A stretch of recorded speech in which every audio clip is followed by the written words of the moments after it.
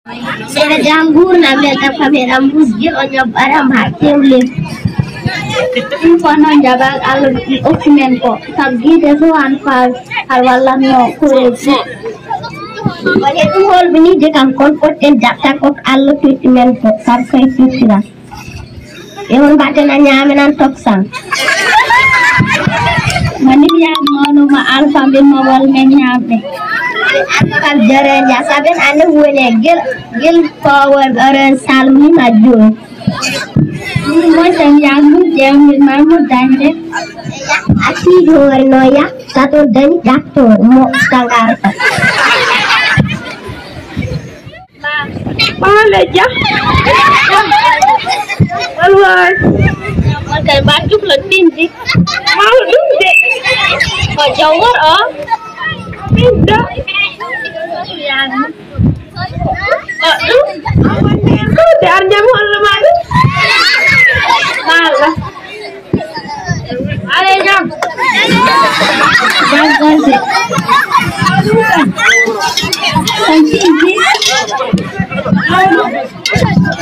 Ini dengar no ya amin wal min galah minyak. Bayar orang ni jalan bote ni ranggel haram. Orang majilah ni berkur kalah ditano jang wai tanti kawaram. Kawaram tu kan joro ni ranggel tu. Jauh. Ini bayar amin sabuk minyak. Saya sabar sabu wawan orang. Besok wawan orang. Jual beli aku tak amin salwal walan amin ajaran. Jadi yang kau saya kedua, yang kau ada gor kampawa, juga lah horti ni. Ini kondur dan dia burung. Anyel. Jadi kalau betul lagi, jadi kau harus yang kedua, baru baris bandu samari. Nih dia sampai ban, ni ada orang tu lah. Jalan. Buka woi. Game fight kan? Tuh di fight. Tu nana nongye bende word ni long. Aku beri anda. Anda mati. Apa dia nama? Apa Dewi nama? Wawamen wamu. Apa mana anda tidur? Ini nawa sayang banyak tak? Kota nawa ada tabung min kan mau min. Ya satu yang. Ya kan orang bah tinggi si dari tadi dia je. Okay, wallahi. Salah. Bawa dia.